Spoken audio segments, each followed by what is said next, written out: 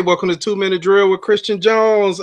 Christian is having some technical difficulties, so me and Jay just gonna get started until you can get on. Hey, what's happening, Jay? What's going on, Bernard? How you feeling, man? Hey, man, I feel good. I'm hating the cold weather, man. And I ain't gonna lie, man. I'm having Chicago Bears withdrawal, brother.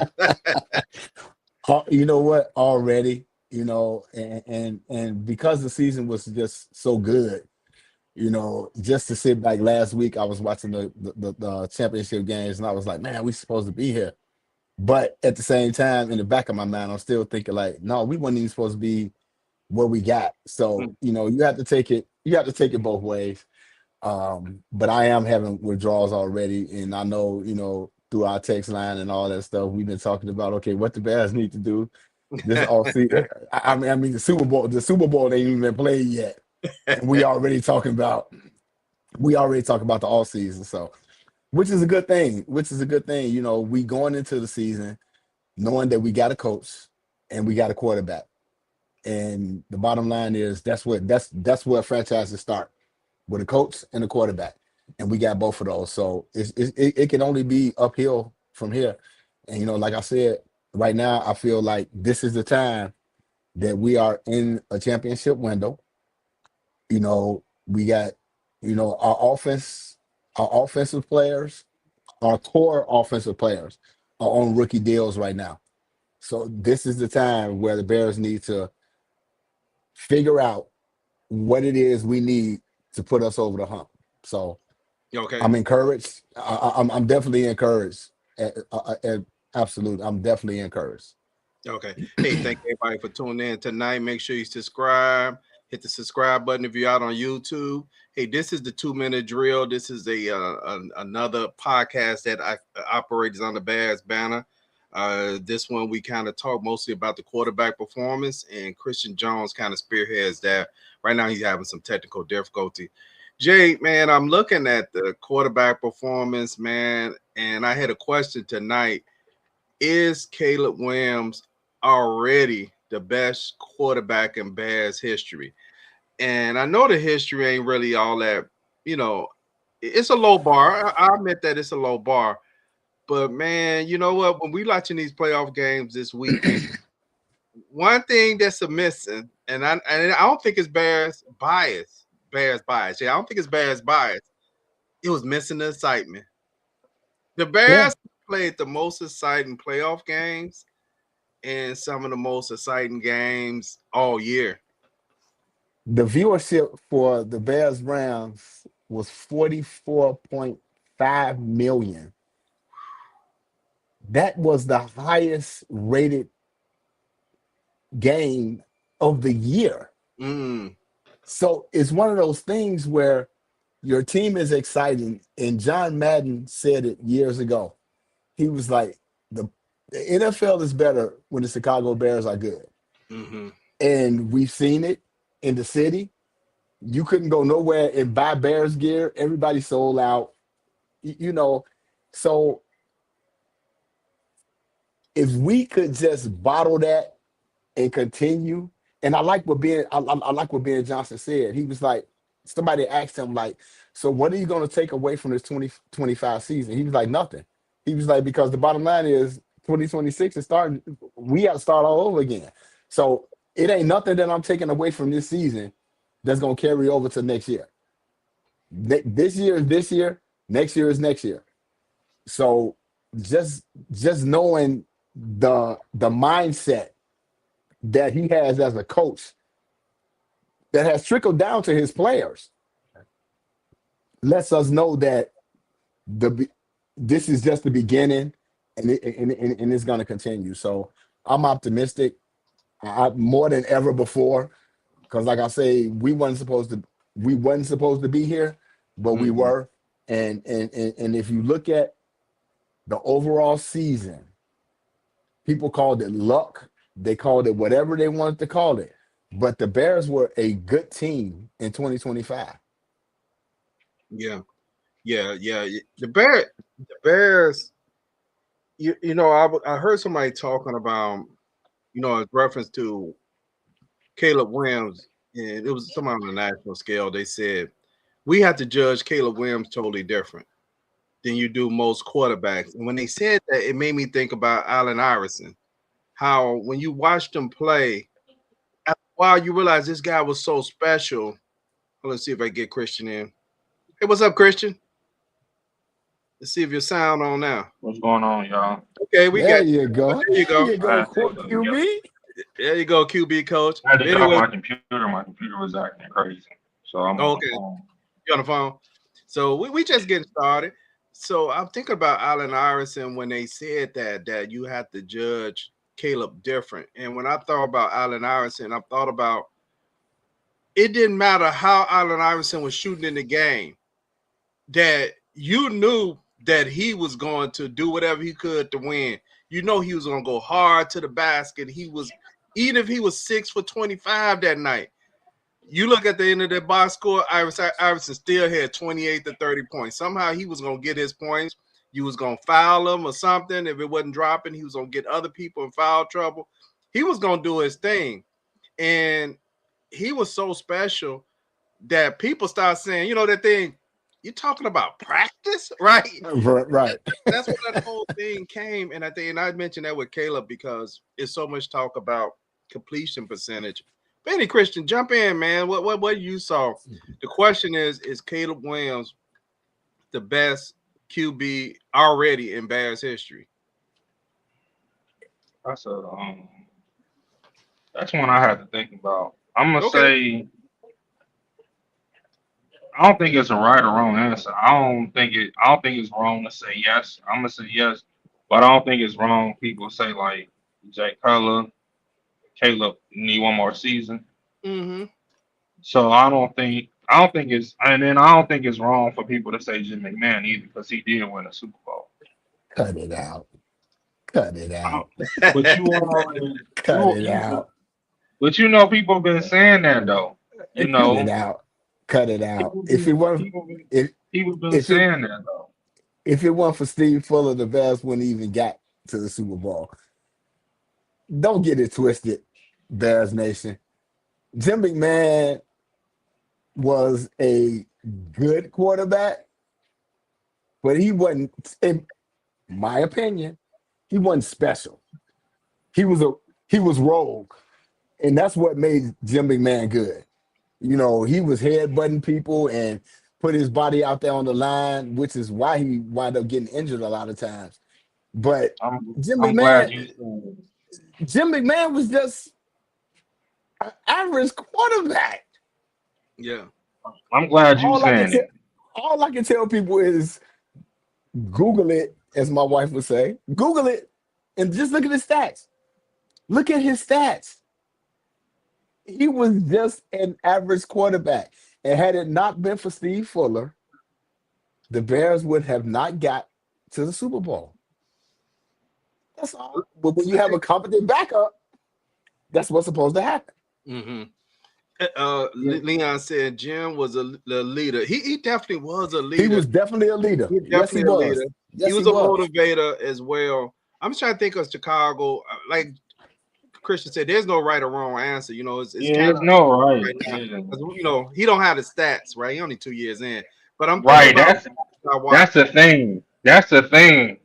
It's not That's the about the thing. stats. It's not about the stats. It's the eye It's test. eye test. It's the eye test. I want people to not look at the stats and look at the eye test. The eye test will tell you that Caleb Williams is the best quarterback in the Bears franchise history.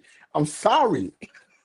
2 years in, I wasn't old enough to see Sid Luckman because he was the leader in all the quarterback statistics prior to, I believe, Jay Cutler. But man, come on, man. He's the best quarterback that this franchise has had. And the thing about it is, we have finally got the guy. We drafted Mitch Trubisky. We drafted Justin Fields. All these quarterbacks in the first round. I believe Jim Harbaugh was a first round draft pick. Uh, Cade McNown was a first round draft pick. None of these guys can hold a candle to Caleb Williams. It is what it is. It is what it is. Man, I'm thinking back, Jay. We had. I mean, I'm thinking about the quarterbacks I watch. Bobby Douglas, uh, Bob Avellini. Bob Abellini, Bobby Douglas mostly just was. I think it was one on Bobby Douglas. He ran a lot. Vince Evans started coming around late. You know, I know you mentioned the game where he got the 67 points. Then they traded, I think, traded him or whatever happened. He ended up with the Raiders. I think he was in the USFL or something. He went to USFL. Yeah, Yep. I'm looking at thinking some guys. Man, we had some awful ones, and then we had McMahon. So we had a spark for a while. Then we got Doug Flutie, and they didn't keep him long. Then we had some man in the 90s. It got worse, man. We had some guys Moses like Moreno. Mark Moses Marino, Moreno. Henry Henry Burris. Burris. Yeah, Josh. No, they had what was the No, guy? Henry Burst was 2000, I He think. 2000. Yeah, he was in 2000. Yeah, he was 2000 because he was with Jim McMahon, Chris Chandler. He was in around that era. Yep, yeah, yeah. All, How about all Chris these Taylor? guys. I Yeah, forgot All these guys. Cordell Stewart, right? We yeah, had Cordell Cordell. We had Stewart, Cordell on the downside. and then it was Rex after that. Yeah, Nah, we missing some people. We Who's missing that a dude lot from of people. Chad Who's that Henney. dude from? No, not Chad Chad Henney. Henning. Not Chad Henning. Eric The Kramer. dude from no, not Eric Kramer. The dude from Ohio State. There was like a doctor or something. Craig Krenzel. Ohio. Craig Craig Kramer. Krenzel. Yeah, I forgot all about him. yeah, All these yeah, guys. All these guys, man. We've had a yeah. lot of guys under center. And to think about all these people that we naming, that team up north had two quarterbacks. Right. Well, hey, what was the That's guy's what I name? be saying. What People was that be. name? Was Rick? That's What what was I that be name? saying. Rick But when something. I say it, people get mad at me. But I'm like, Bears, we can't really like, we ain't really like been like no college or quarterback school. Like, we gotta lay up off of Caleb. Like, y'all tripping. Like, we need to chill and support the man. Like, Green Bay has shown us how to do it. As much as I don't like them, but they really shown us how to do it. But then The when I thing of say everybody be like, nah, you doing, I'm watching it. Like they the, had two quarterbacks since I've been born. it's just like the Steelers. The Steelers had. I was born in 1969. The Steelers had three coaches since 1969. They had Chuck Noll, Bill Cowher, and Mike Hmm. Tomlin. We talk about a 56-year span of only three coaches. And it's the same way with the quarterbacks. That team up north had Brett Favre, and then Yep. they had Aaron Rodgers, Aaron and now they Rodgers. got Jordan Love. But not We all of them. He the we weakest can't one. we can't compare to that. So now we look at what we have now and forecasting to the future.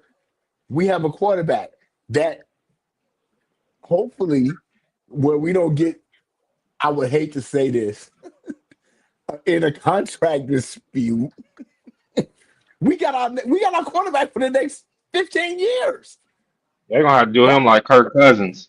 They're gonna Barring have to any health, start. barring any health issues, we got a quarterback for the next 15 years, Mhm.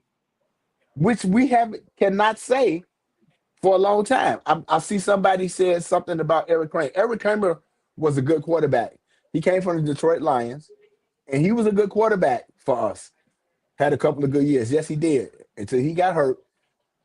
That's when our offense almost came into the modern era. But Caleb Williams is the best quarterback right now after 2 years in the Bears franchise history. That's just my opinion. Yeah, he actually just broke one of Eric Kramer's single season record when that he had here. So th- that's our. I mean, he done that in 2 years. Let me see if I could bring up some stuff. I don't even see it.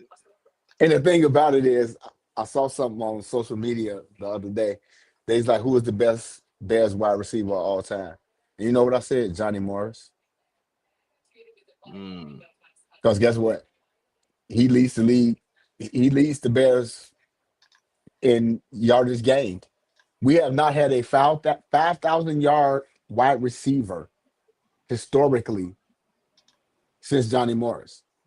So we could talk about the Brandon Marshalls, we could talk about the Alshon Jeffrey, we could talk about all these guys, but Johnny Morris leads the Bears in all-time receiving yards. Okay. So Hey, I just brought up the. and it lets you know where our passing game has been over the last 40 years. Mhm. Yeah, I just brought But up we the also, as well. it's like it go hand in hand. So like with Jay, he really didn't have like I would say a good offensive coordinator.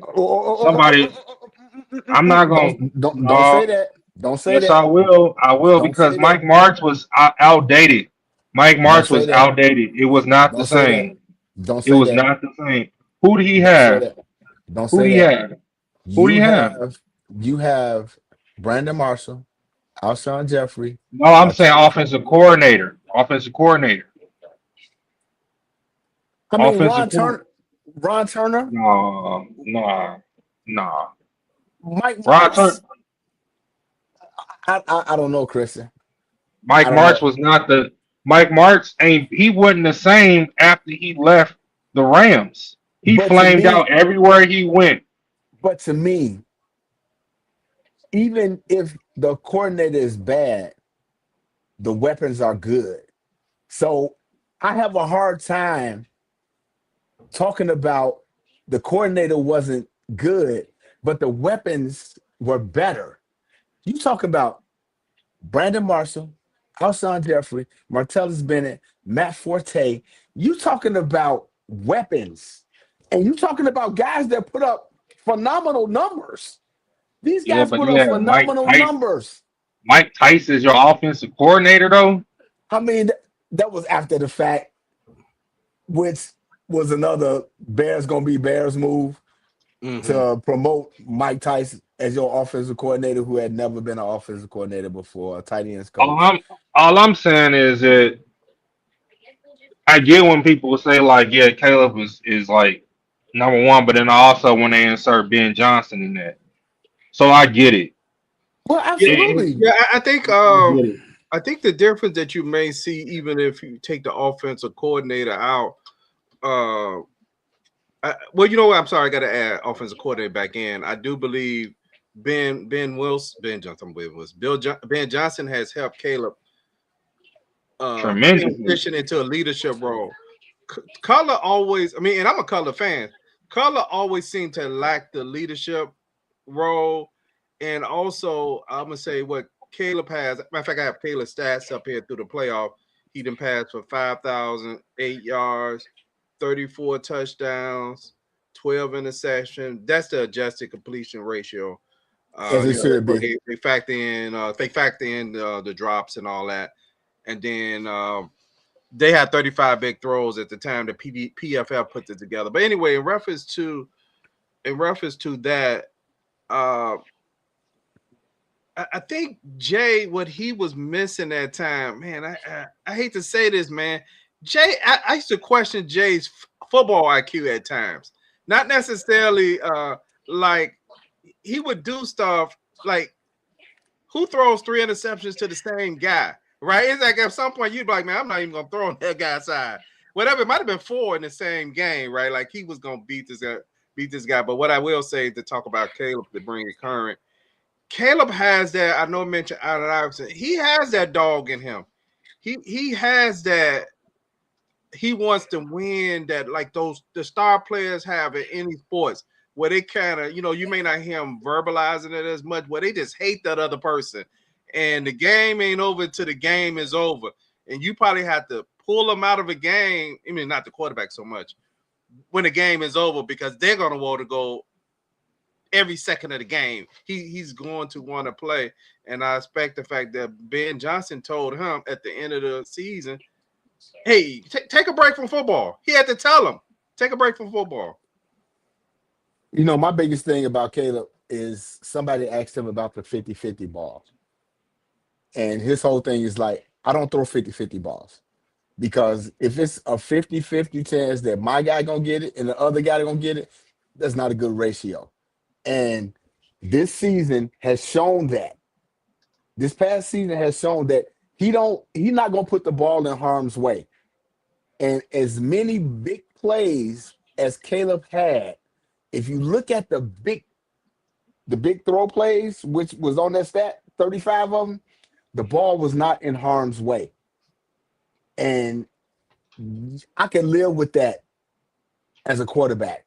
I can live with that because I'm not going to put the ball in harm's way. And if I have to throw it away, which, adjusted completed percentage, that has a lot to do with that. I'm going to throw the ball away and I'm going to put it there and the guy's going to drop it. How many pass plays that we see where guys got hit in the hands and the ball was dropped? So to me, completion percentage is out the window. I said something on Facebook a couple of days ago, and I'm so mad, Bernard, because I was going to get him. I was going to get him. I was going to get him. John Elway, who is a first ballot Hall of Famer and my all-time favorite quarterback, had a 56% completion rate in his career. He went to 3 Super Bowls and lost them. He wound up getting Terrell Davis with a running game, and he won 2. I'm okay with that. So I think completion percentage is such a stat that doesn't complete the entire picture.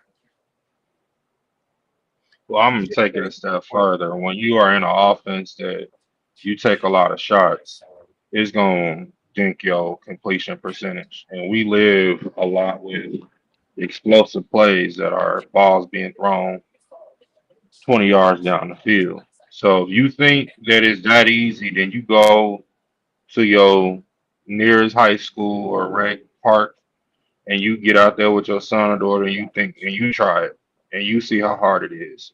People don't, that same person that you talking about did that. My argument with him was you're not putting everything into context. You talking about completion percentage, and it does matter.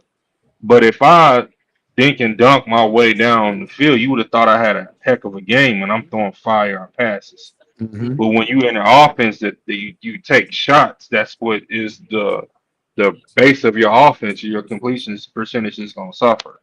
So people need to consider that before they start like being extra hypocritical. Critical of this man. Like, chill. The offense, you gotta look at it. You gotta put things into perspective before you criticize, in my opinion. And that's a great point because a lot of times, even when we look at passing yards for a quarterback, we not factoring out yak, right? And the guys, just about all the guys that have 70% or more, I could guarantee you 85% or more of them are throwing 3 yards. They showing bubble screens. They're throwing quick hitches, quick slants, right? And they receivers are getting yak, and maybe they probably averaging around 6 yards. A Completion. completion. Yeah. You'll watch their game, and they'll probably get about 225 yards, something like that, or 190, and everybody feel good because this guy. But guess what?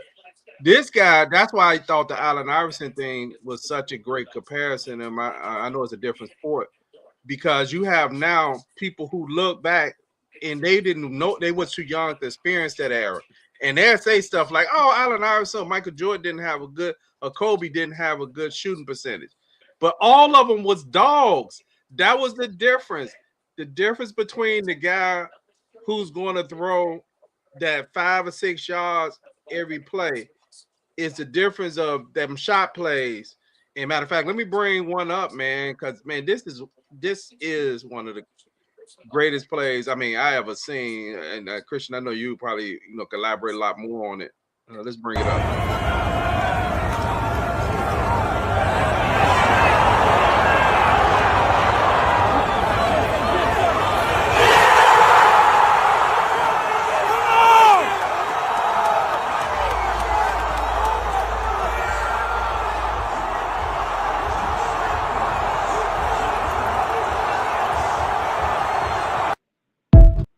Yeah, I wanted to and bring a ran. different angle. He turned his back to the defense and ran backwards just so he could have room to throw the football. That's special. It ain't many quarterbacks doing that because they don't have that talent. So for him to be Um, able to do that is phenomenal. Yeah, yeah, I'm It's gonna say this. phenomenal. I said it to Big Bro. Um, he's different than Pat Mahomes because Pat Mahomes kind of came into the Yep. league and nobody Yep. knew that he could do this. Where we seen him do this in college, and we started saying, "Oh, he's Mahomes." Like, nah, he Caleb, yeah, because we wouldn't. Nobody was expecting him to do that at the pro level. So for me, yeah, that completion percentage, I think we need to focus on other stuff like when he has easier throws to for him to go and work on that. Hmm. Hmm. But the Hmm. completion percentages, it's just one of those subjective topics because you got a guy like Kirk Cousins who I've seen win 15 for 15 in the first half, but then couldn't throw a simple 5 yard out in the third and fourth quarter. But yet he'll leave the game with a 65%. But at the meat of the moments of like when we need to score and win a game, he couldn't show up. Now here we got a guy who y'all nitpick, and yeah, he may not have like the best completion percentage, but Big Bro Bernard will tell you in the fourth quarter what his completion percentage is, and that's when it matters. So yeah. we gotta kind of look at things a little bit differently than what we are looking at just to try to make a point. Hmm. He does what he's supposed to do when the game is on the line. He really don't miss too many open guys. And again, go out with your son or your daughter, your nephew, and see if you over defenders can hit a 20-yard basic route, 15 to 20-yard glance or post, and you see how hard that is. It's not easy. Like Ben's offense, he does a lot of stuff, but his passing game is to be a quarterback in it, you gotta be accurate. Like so I'm not trying to hit none of that completion percentage stuff. Man, Yeah, you and just I know brought me. you talked You about. just brought a flashback. You Hold on, I'm just gonna brought a say. flashback, but I ain't gonna get into it. You Okay. just brought. You just brought a flashback when you talk about how you got a guy that go 15 for 15, and then in the fourth quarter he can't. He can't hit the side of a barn. So that just brought a flashback to me about running backs, but I'll keep that to myself. Okay. Hey, I'll man, and keep that Murdoch to said myself. he's good at the. Hold on, not really good at the easy throws. Just what he said. He just has Just to wants settle. more He to wants to get have to to the ball. settle. He tends to do it a bit more, Yeah, yeah, not and Okay, really. Christian let had me talked yeah, about. let me talk about that No, go because ahead. that's one. Yeah, because You know why? people, I wish I could show. Okay, so when your feet are like this, right? He used to be a leftover right quarterback in Uh-huh. his stance. Hmm. They changed it to right over Right left. over left. Now the difference is when you're this, when you move back a step, that's considered one with your drop. With this, it's this and then this. This would be one once your foot come back. So like a lot of times he was off and he wasn't in his drop the right way, and that takes time. Like you cannot do that within one full season of you changing your stance like that. I know personally, like that's difficult. So a lot of things I had, and I was looking at like, man, why is he missing them? Because you remember his rookie season, he was not missing. He was not missing open wide receivers. It was our offense was just bad, and we went from one coordinator to another coordinator. Like it was just a mess. But as far as accuracy, nobody last year was saying, "Oh, Talked about Caleb his. has Yep. accuracy issues." No, Yep. no, no. It's his footwork. It's his stance being from this, and then now having to change to this. It's difficult. Like it's matched up to all of the concepts that Ben has, and they're deeper. So this, when you go this, when he changes his foot and go here, that's not one. When his foot goes here, that's one, and then it's 2, 3. Instead of it being like this, where it's 1, 2, 3. If y'all get the under, get where I'm going with it. So like when people talk about, oh, he missed, well, yeah, because he's not timed up right, and he's now trying to get back balance. And you rush when your feet is wrong, and you rush and you get the throwing, and you come through, you gonna be a little high, you might be a little low. Like he's processing information still. Next year will be better because he'll know the offense. He'll have a whole year to work with his footwork. Like nobody, people be talking about that, and it bothers me when I hear it because it's like, no, it's not that. It's his feet are like this. He's now right over left instead of left over right. It's a difference. Even in Caleb's exit in presser, he did mention working on his completion percentage, and he said, I'm gonna work on my footwork." So he actually said it, right? So they know it's the footwork, and his coaches know it's the footwork. But if you look at the beginning of the season, it's funny how it started with, because you made changes, new coaches, everything. So one of the complaints was he was holding the ball too long. Remember, that was a complaint last year. You notice the Mm-hmm. holding the ball thing has ended. You don't hear nobody Mm-hmm. say anything about holding the ball Mm-hmm. too long. Mm-hmm. Okay, all the pre-snap penalties and as far as illegal shift and all that, that was all in the beginning of the season. All those are gone. At one point, people was like, "Well, he's not reading the field. He only throwing to Roma Dunze." All that is gone. All them guys had around the same amount of catches, based off playing time. So that's gone. So basically, we're down to, if we want to gripe about anything, is pass and completion percentage. And Christian and Jay, the guy that y'all talking about, that's why I just kept saying to him, like, dude, at some point, how many times I'm personally going to tell you they're not going to fix it in the middle of the season. You're not going to be able to fix his footwork.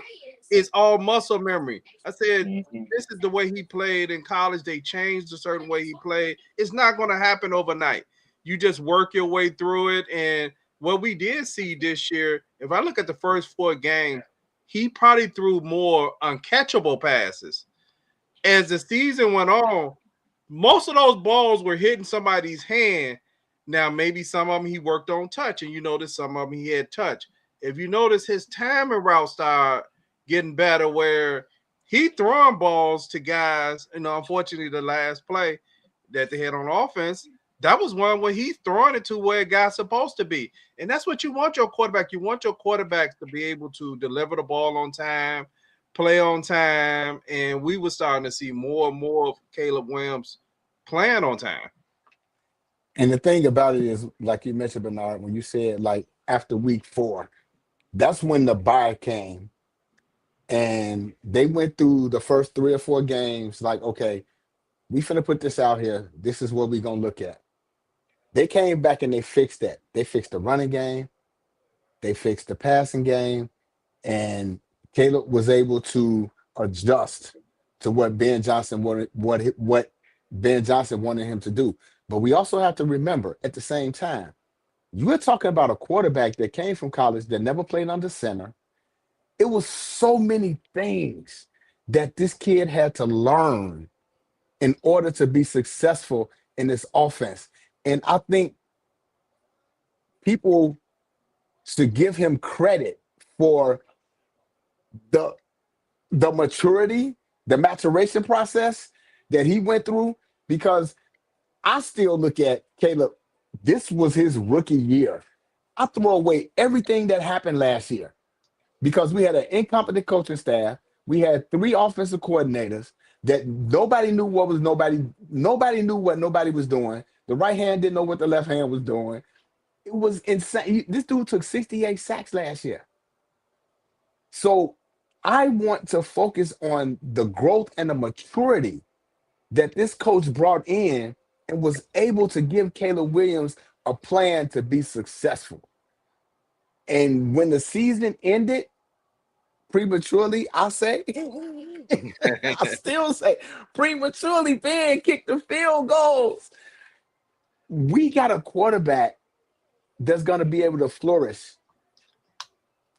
from here on out. I just want to let Man and Murdoch know we were not referring to you when we was talking about Yeah, no, we weren't talking about accuracy. We actually talking about a guy that's in our Facebook group that every game all he did was complain. It didn't matter what we won, how much what we scored, he would still be complaining about completion percentage. Completion So I just percentage. want to make sure. I know you made a comment about that, but we definitely wasn't referring to you. You actually making some excellent points out there. Thank you for your input on that. You and what's that crooked? Which is that crooked?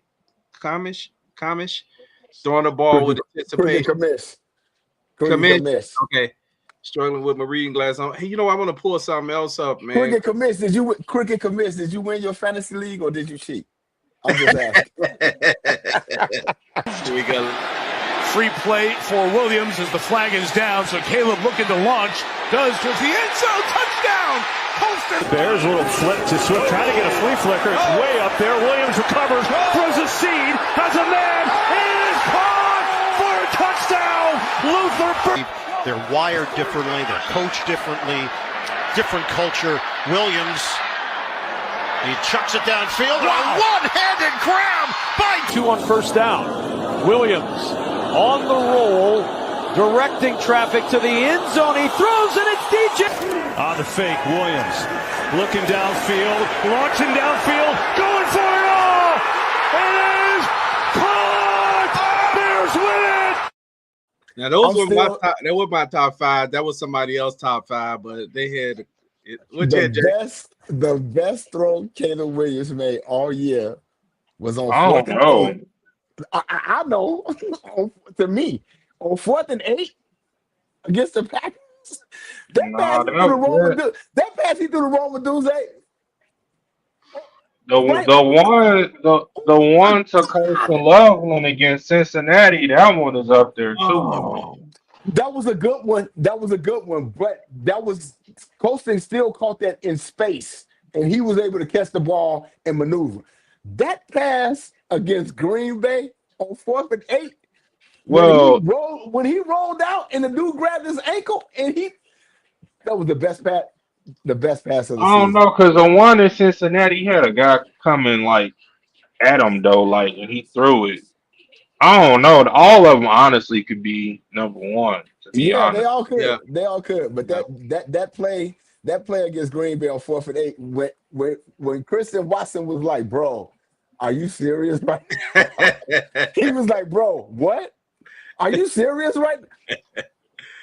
Best pass of the season to me. Best pass of the season to me. Which y'all focus. Put that comment back up, but not. Defensive tackle, linebacker, or left tackle, which y'all want to focus on first? I want D tackle edge first pick, but if anything, we need to get Jacob Rodriguez from Texas Tech linebacker. Okay, Minor Murdoch, I'm gonna put Texas Tech linebacker Jacob Rodriguez on my combine list because as much as I hate the combine, I'm a sucker for it. I'll be on the combine all day. I like the senior. I'm a sucker for the combine, so Jacob Rodriguez, I'm going to look for him, Minor Murdoch. I'm a sucker for the Senior Bowl. That's what I like. I like to see him practice. I like to see him out there practice. Senior Bowl is my thing. I love seeing the Senior Bowl. Yeah. That's what Ozzie Trapillo was out there for during the season. Yeah, I was talking about him. Y'all was talking about him when that Trapillo that was going to be a sleeper.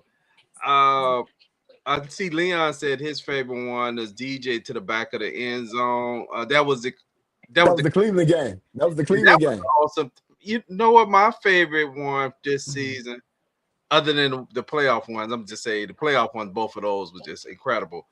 It had to be the one against, I believe it was not Green Bay. What's it, Green Bay? It was the one where he threw the touchdown to Komet. And he was rolling to his left, and they was because the week or two later that play got picked off in the Green Bay game. So that's why I can't remember who they were playing. That was against Philly. Against Philly, the Philly game. That was one of my favorite throws. It's so many though because that touchdown against Green Bay with Oz was the Zacchaeus when he was rolling to his right. He zipped that one in. It's so many. It's I, so many, man. I But like both of the game winners to DJ Moore against the Packers. That's what I'm so gonna go with. so to answer the Cause question, it's got to be the, Green Bay. Cause so come to on, answer man. the question, is Caleb the best quarterback we've seen in Chicago Bears history? Yeah. Yes. Absolutely. Absolutely. Because Yeah, that Yeah, touchdown to Oz, I forgot about that touchdown to Oz. And that was a hell of a catch by Oz. it But sure the was. throw was even better. Yeah. That was rolling to the right, and that was like a underhand sidearm laser. It don't get no better than that. So, do we have the quarterback? We have the quarterback. Jay, you know what I just thought about one? It's from the same game, and it wasn't a touchdown. He was rolling to his right. I think it was the Green Bay game, and he was right by the out of bounds because it was windy outside. He threw a ball to Cole Kmet on the sideline, but he was And pitching he the was running up the sideline. sideline, and he caught. Yes, yep, He had to yep, throw the ball towards the field yep, goal pole, yep, and it went like this, like a curve yep, ball, like he was yep, bowling.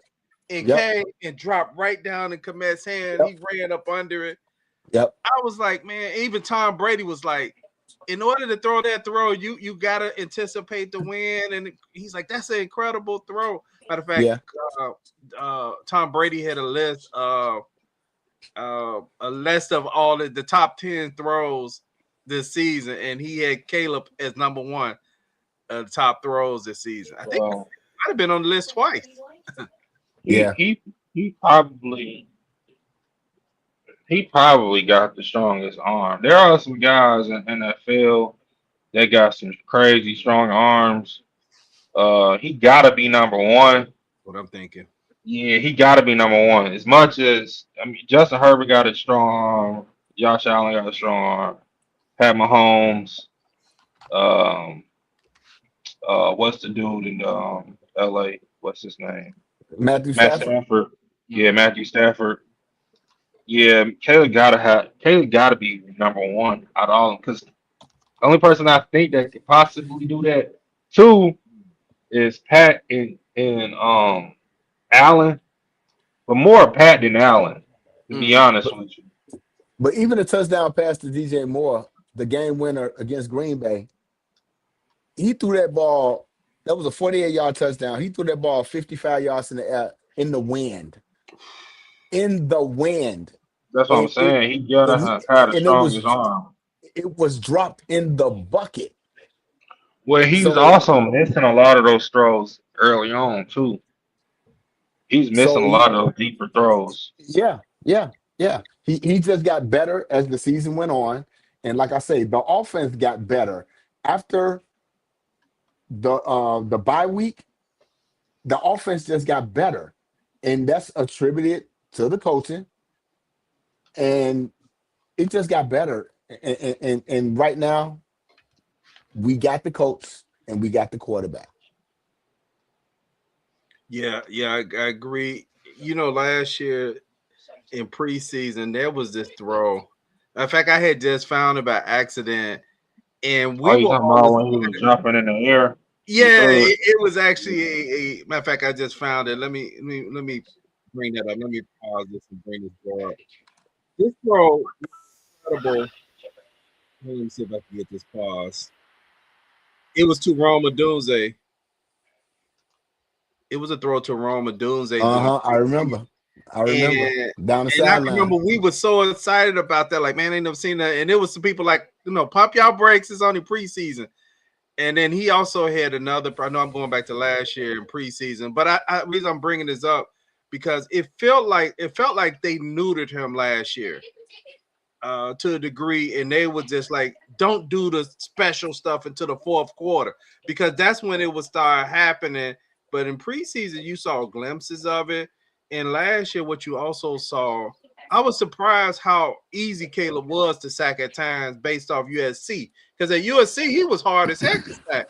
And I think this year, I know they did some stuff in practice rushing him, but it seemed like he actually was allowed to avoid sacks. Like they was like, hey, Elusive. just go and do it, right? And I Elusive. think last year Flusner was telling him, just take the sack, right? Just uh, right? In fourth quarter, just do your thing.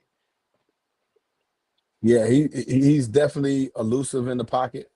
And if you put a montage of him eluding sacks over the season, you would probably be wowed because he in the Minnesota game, he got away from some people that I would have never thought could ever be possible. And even in the playoffs against the Rams, he had a couple of those scrambles where he got out of the pocket. We like, oh my God, how did this guy get out of this? So again, I can just beat this drum till the cows come home. And I'm saying this because I don't know what else to say. We got the quarterback. We got the quarterback. I don't know what else to say. Hey, I'm gonna bring this up right here. Let me see let me stop sharing this. Where we at? Stop sharing. Why is that on the screen? Okay, let's do this. And I just wanted to show that throw from last year. I mean, it's so many throws that happened between that. I forgot about this particular play. Why is that stuck on the screen? Okay, let's remove maybe the way it's in. I have to remove it. There we go. Okay.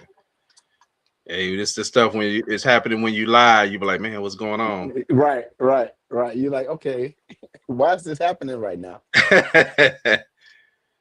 So, did I lose it? I think I lost it. Let me try it one more time. And also, I have some other stats. Oh, there we go. I wish I could get a full screen on some of this, but a lot of this stuff is in these small squares on YouTube. Okay, let's let this roll. He's looking downfield, nothing there. Roll out, spin. Howie just bails out of the pocket here, and this is the toughest throw you can do. Throw it to your left, away from the arm side, right? And he does it. That is. Even that's for a preseason throw, and if I believe it was in this same game where DeAndre Swift is running up, he was Caleb like he's about to get sacked, and you couldn't even see nothing but guys around him, and somehow he throws this pass to Swift, like he kind of shuttle pass it to him, and you're like, how do you even see that? He said, oh, I just saw the orange glove. And it goes back to the play where he throws a command where some people were like, oh, that was Hail Mary play, that was luck. But when you hear Caleb describe that play at the in the press conference, he actually described what he saw. So just no way you could think it was luck because he had not saw the replay of the yet. He's literally says, I look as a kid when the pressure started coming, but I need to get it up a little high because of pressure. And I thought it may float over his head. So I decided I needed space. And I tried to retreat enough because I remember Komet was over in the corner. So I was hoping when I turned around, he was still there. And not only that, Bernard, you know what he said? He was like, I noticed after all that you just said, he was like, I noticed that I got a 6'5" Cole Komet on a 5'11" cornerback. This kid is focused on everything that's going on every play. How many quarterbacks, I can't say, I don't know, but how many quarterbacks focus on things like that? He's like, I got a 6'5" guy on a 5'11" guy. And if he's open, I feel like I'm going to be able to throw it to him, and he's going to be able to make this catch. So, yeah, he's all there. He's all there. And this could be something special. And like I say, I feel like right now, 2026 season, the championship window is open for the Bears. And they got 2026 through 2029 to make a Super Bowl run and to be in the Super Bowl, maybe win a Super Bowl, maybe win a couple of Super Bowls. But this is it right here. We got free agency coming up. We got the draft and all this stuff. We got the salary cap to deal with and who we going to trade, who we going to resign. We got all of this stuff. But the window is open right now because you got guys like Odunze, Caleb Williams, I mean, a couple of guys I'm just gonna mention: Ozzy Trapillo, Mm-hmm. all these guys, Luther Burden, all these guys on Colston Loveland, all on rookie contracts. So you don't have to worry about your offensive stars being in contract disputes right now. So the bottom line right now is you got to focus on getting your team better, especially on the defensive side of the ball, on the defensive line mostly. And we need some linebackers. We need a whole lot. That's a whole draft story. That's a whole nother draft Yeah. broadcast that we got to do. But the core of your team is signed right now, and you don't have to worry about bringing them up the contract. You know, you got some contracts that you got to deal with. You got the DJ Moore contract. You got DeAndre Swift, which I think is people talking about is crazy. You got Tremaine Edmonds. You know, you got Dangbo. You got Grady Jerry. You got some contracts that you got to deal with. But in my mind, right now, is you run this back because you got a team that you didn't think was gonna be what they were. You add a few pieces to this team and run this back and see what happens because you in your championship window right now. Yeah. Hey, I do want to mention. I'm sorry to hit a question about, and I know that's a whole show, another show about the draft and Whole creating. nother show. We're gonna get to that, but just to answer the question, I do think the Bears need to focus on defensive tackle first because you have so much resource tied into defensive end right now. Just say if nothing else changed, you have so much resources in defensive end. Somebody gets got to pop eventually. Maybe they don't, but then I know you got Turner. That's a good point. Let's see what he Yep. do. But real quick, I let Andre Billings go. If his contract, I let him go. He hasn't contributed enough. Javon Dexter has not been consistent enough, but you do need somebody, a defensive And you got tackle. him and he's under contract for another year. Okay, so that's still a situation there. But as far as that, we got a whole draft show to go, and we will cover the combine and talk about some of those players coming out. And the Bears are in a good position offensively. Now, we'll say this: I do think the offensive line. I mean, y'all saw me start talking about them. That I thought near the end of the season, I thought they was running out of gas. Right? I thought they was kind of running out because they really have ran the ball as well since the Cleveland game. Not Cleveland. The Eagles game was the best they ran the ball. And, Mm, um, they ran who else they they ran? ran it. They didn't run it as good as I mean the Cleveland game was like No, I mean, no, I'm saying the that was Eagles a game. masterpiece. No, I'm talking about the I'm Eagles sorry, game. the Eagles game was a masterpiece. Masterpiece. They probably wouldn't go duplicate that Yeah. ever again. That was a masterpiece. But they did fall off because they did have some injuries. And looking at that Rams game, Tony being at tackle hurt the Bears in a short yardage running game That's why I because was mentioning today. Yep.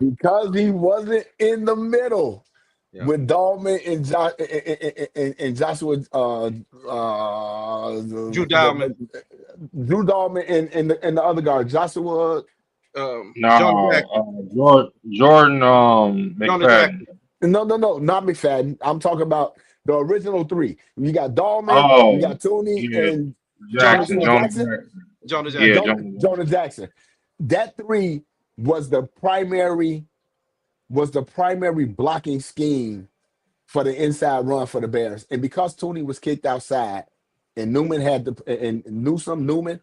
play, he missed a lot of blocks in that game. They Can I pulled him a few times, and it was like, oh my God, this kid missed a block.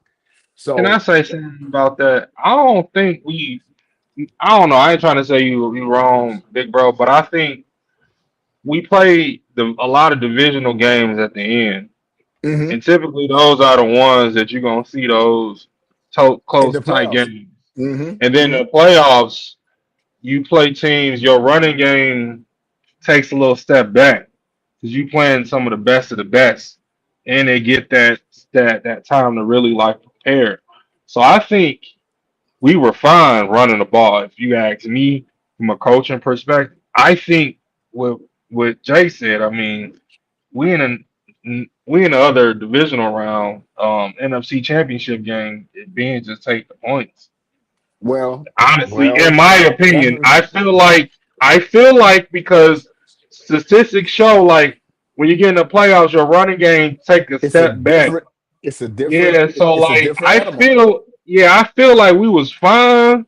I was cool with the way we played.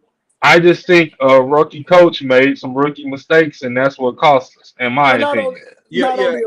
not only a rookie coach made a mistake, but guess who else made this mistake? Sean Payton made that mistake. Yep. Oh yeah, Sean McVay made that mistake. Yep. The playoffs is a different animal. You have to put points on the board. In the regular season, like I'm gonna go for two. Okay, yeah, go ahead. But in the playoffs, you have to put points on the board because you got a lot of factors that go with that. And now we're talking about us in the Midwest. We talking about playing in the elements. Y'all saw what happened in Denver. They didn't put the points on the board, and Sean Payton didn't put the points on the board in the beginning. It came back to bite him in the butt. You know, you got 5 minutes left with two timeouts in the NFC Championship game, and you got Sean McVay on 4th and 1. I'm gonna go for it instead of kicking the field goal. Now you make it a 1-point game, and your defense is playing well with 5 minutes and two timeouts left. It's a different animal in the playoffs. You have got to put points on the board, and I man, don't you know can. where they coming from with this. We gonna go for it. Everything, Dan Campbell. That's why your team didn't do what they did last year and this year.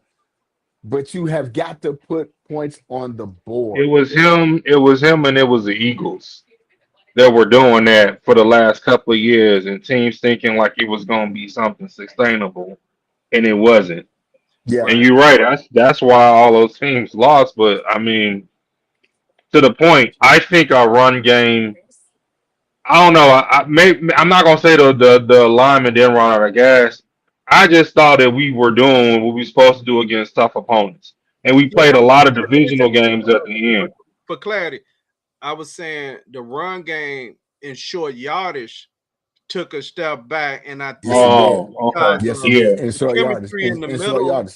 was In short missing. yardage. Right. Now, even In yeah. though short Tony yardage. did good on stuff that was right on him, but when anything was outside the number, Tony was struggling on that, right? Because this Mhm. was a little bit different for him to try to get to the left, and he was doing stuff from left tackle versus doing stuff from guard. Left And guard. Yep. also, if you look at Drew Dalman's performance in that game, his PFF grades was 44.1 blocking. Yeah.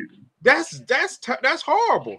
If you look at it, and he's been good most of the year, so I'm not saying he's been horrible all year, but that was one of his worst games against the Rams, and it shows how much they're probably having Tooney next to you of sometimes, because if you think about it, most of the times the center definitely most time don't have anybody lined up on them, right? Even when people run a nose tackle, sometimes they're in a gap. They may Mm-hmm. not be directly over there, and it Mm-hmm. makes a big difference when that left tackle is seasoned like that. Even if he just stunned the guy for a second, right, with just a little hit, right, into the center could get up and get in his stand. So all that chemistry of them putting their hand out, passing the guy, stunning him for a second, or maybe he look at a guy and say, "I know he needs help with him." And then they kind of communicate, right? And they kind of block down to help him. In that game, you could see on 4th down, they were always Taylor was getting pressure. Matter of fact, even on that throw to commit, it was 3 guys. They was in there immediately. Soon as he got the snap, they were in there like that. So I That think just shows you that they need a swing tackle and they need to bring in some competition for Benedict because I understand why they made that move because we probably would have saw a different type of defense. I'm pretty sure we would have saw a different type of scheme from the Rams had Theo been in there. yeah. And they's worried With about Tooney Jacob in Dorsey. there, Tooney in there threw a wrench at them and they had to adjust. It was a last minute thing because they didn't find out until what was it, Saturday or Friday? I want to It say it was, was Friday. yeah. Yeah, so like that threw a wrench into their game plan. Like they had to game plan a little different. So I like what you saying. I think they're gonna have to find a swing tackle this off season to prevent that if somebody get hurt. Because that really, I mean, I agree that did help. That did hurt us. Yeah. Oh, you know what? I did have something else I wanted to bring up before we get off of the night. Let me see if I could bring that up. Oh, did I open it up? Let me open it up. Let me see where I look for now. Going back to Caleb Williams. So I was happy about a lot of things I saw. There's always room for improvement for second year quarterback. And to me, I agree with one of the national. I can't remember who was it, Shannon Sharp or who? No, it was James Jones. I think that's who it was. He had said this is the worst Caleb is going to be. That is scary. And not that he was saying Caleb was bad. He was just saying this is really like probably, if you look at it last year, probably was his floor. And his floor was pretty good. And we judge quarterback performances so much on wins and losses.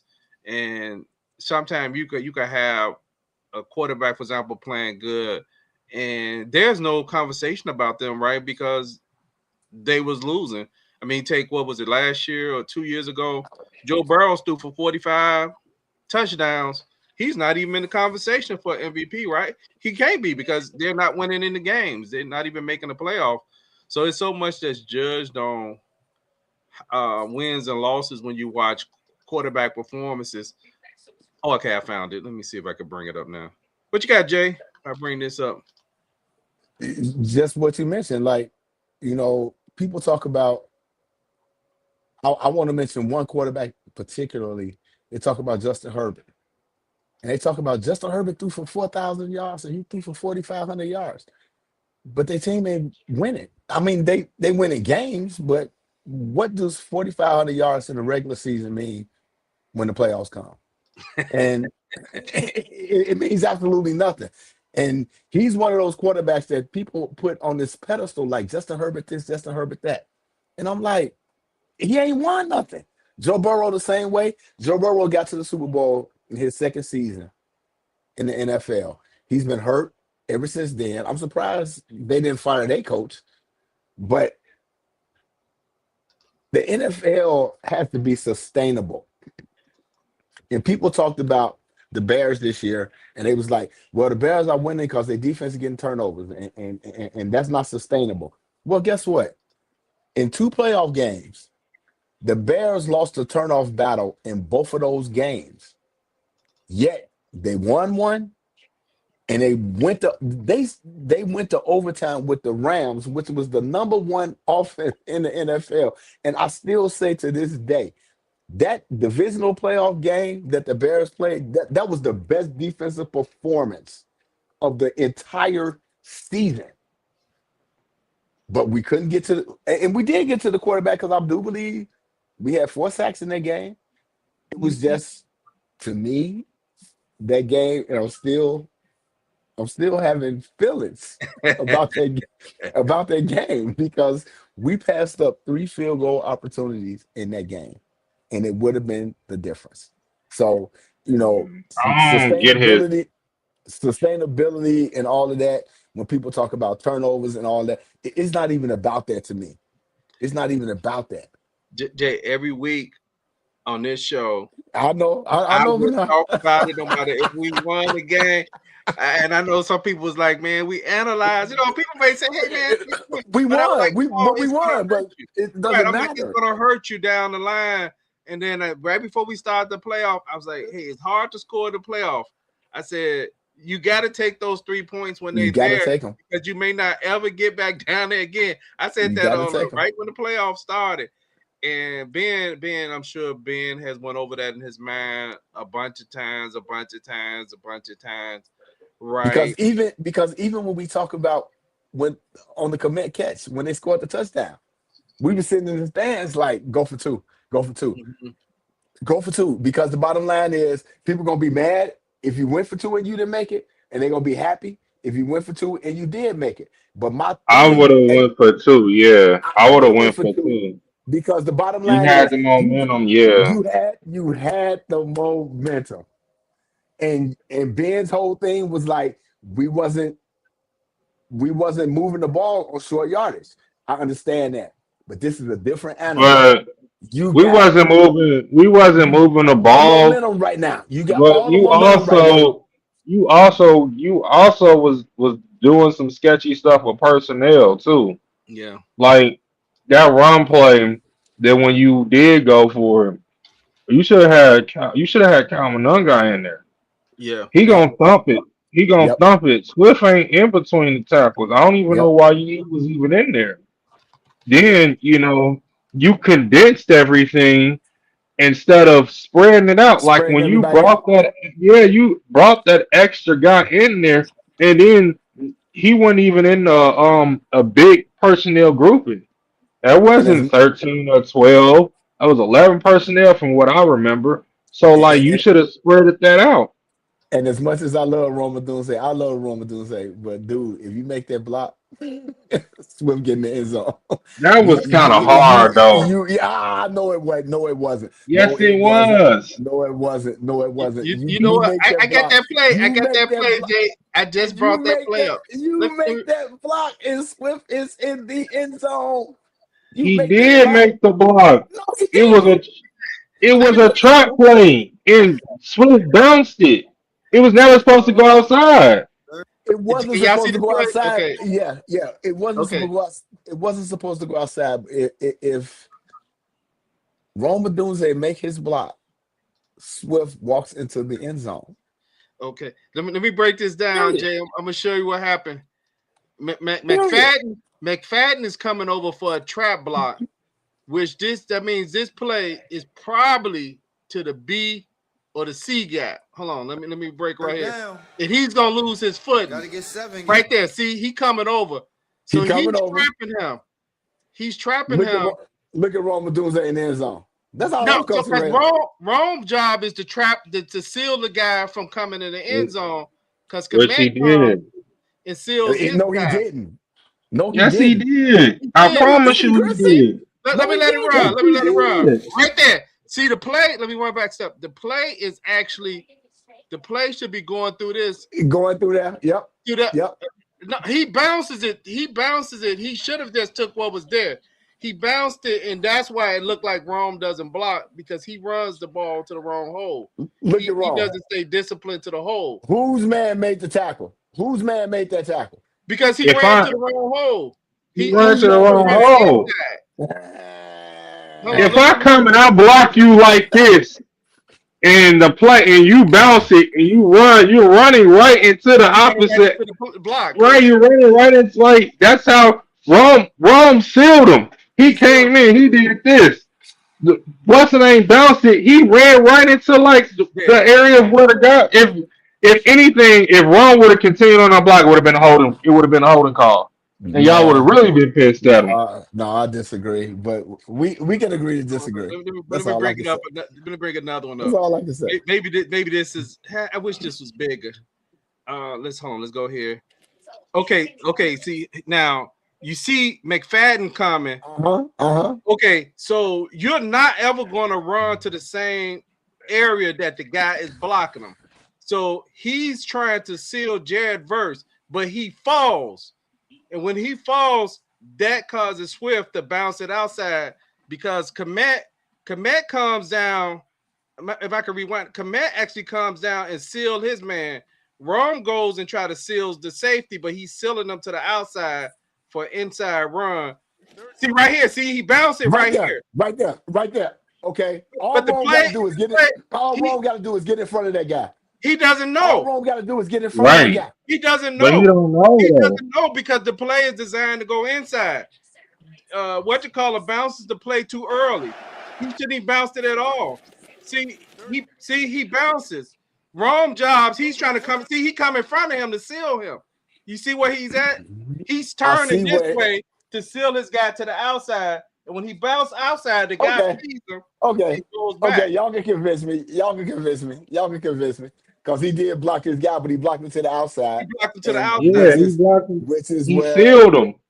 which is And where when he sealed him right into where Swift was running.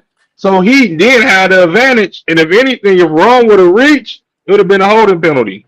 Did a mistake Okay. that Okay. to me, that was the first mistake that Swift made. Even if he might not made it, just run to the hole. The second one is he tried to turn it too quick. He tried to not only that, he tried to jump, he tried to hurdle him. He should have ran more out towards the power line. He should have ran to the power line. He might have had a chance. Yep. Honestly, he might have had a chance. If he runs to the pylon, he might have had a chance. Correct. Because as a running back, once you got pursuit, your best, you try to take the widest angles. He narrowed it, and now he gave an inside guy the leverage. So then he tries to hurdle him, which makes it even worse. He should have just banged it right up in there, because you can see the way they seal. When your blockers turn this way, that means the play is going inside backside of you. Right. If you turn a guy this way, the play is going this. So that play looked matter of fact, it had to be a C gap. Reason is the C gap is because he was trying to run to the outside of Darnell Wright, because Darnell Wright had already sealed his guys on that play. I mean, at least that's the way I saw it. It looked like Darnell sealed his guys already. And he broke all the rules, because you run gap, you got to run through the hole that it's called to. If it's stretched, if it's not stretched, if it's zoned, then you got more options. You got bend, you got bang, you got bounce. But in gap scheme, he should have just followed the rules and just went in there. Who knows what would have happened? Right. His lineman could have pushed him in. Who knows? But he bounced it, and that effed up everything. But I still blame Ben, because Ben should have had Cal in there, because Cal would have. Yeah, or he should have kicked the field goal. Yeah. He should have kicked the field But goal. I truly believe that Cal would have thumped that in there, though. Cal hard to bring down. He don't go down with first contact. Right. I would have tried Cal. That was the last play on his mind, right? Or why he didn't probably go for two, right? Because this play happened. This was their previous possession. Mm-hmm. Right, because this possession they got stopped on, and then they ended up the Rams got the ball on the 2 or 3 yard line, and they had 3 and out, so they punted to and the they had to punt the ball, which is why you should have kicked the field goal to score.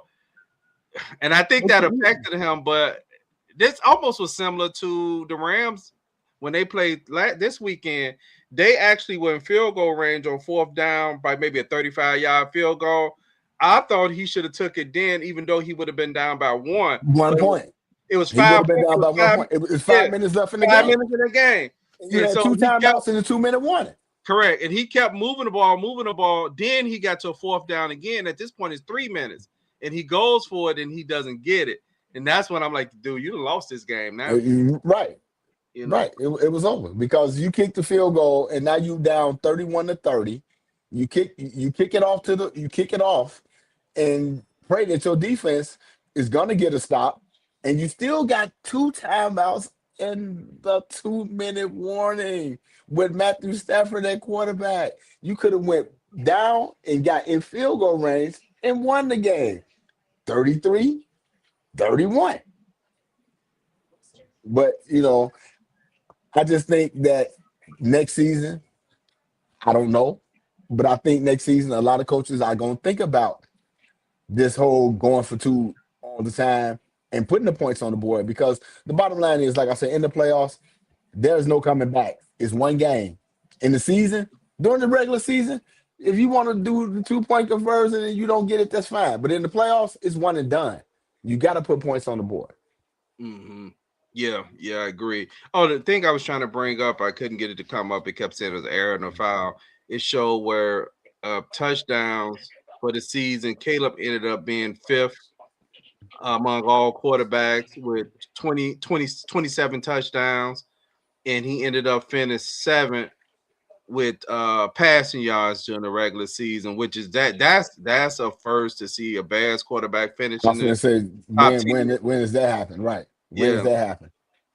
Yeah, so I see a lot of positives. I mean, I mean, watching Caleb Williams, like I said, man, it's an exciting thing to watch.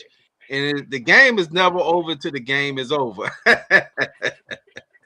The game is over. Because one of those throws that they show, and it doesn't get shown a lot, was the throw in the Ravens game that he threw to DJ when DJ snagged it with one hand. And that was an incredible throw. That's the distance he threw that ball against his body, and DJ snagged it. But that game ended up being a loss. But yeah, because I think DJ got tackled on the 1 or 2 yard line, and they never did punch it in. Yeah, but okay, Chris, you got any last words when we wrap up? I know a 2-minute drill. I know we do. What's 2 minutes? No, I don't got anything. What's 2 minutes? No, I don't got anything. 2 minutes. No, I don't have anything. You say you good? Okay. Hey Jay, what you want to come back with next? I know we got some more stuff we need to talk about. Well, we got the Super Bowl coming up, so let's convene back with the Super Bowl after the Super Bowl. I've been teasing people like this is probably going to be one of the least watched Super Bowls, just because even though it's the Patriots, it's not the same. It's not the Tom Brady Patriots. So it's one of the things where it's just like, okay, we'll see. And then you got Seattle. I just said that this Super Bowl doesn't really have a storyline.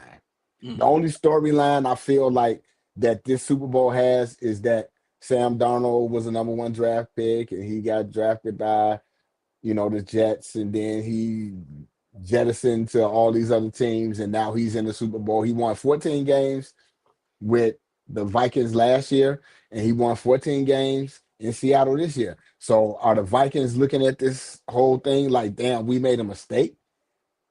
So that's the only storyline that I could actually see in this game. Normally you have Super Bowls where you got so many different storylines, but this is the only storyline that I see. I don't think that it's going to be, it's going to beat the Bears Rams 44.6 million only because it's going to be nationwide. But I just don't think this is going to be a Super Bowl that everybody's looking at like, oh my God. Like, I normally take off work the day after the Super Bowl.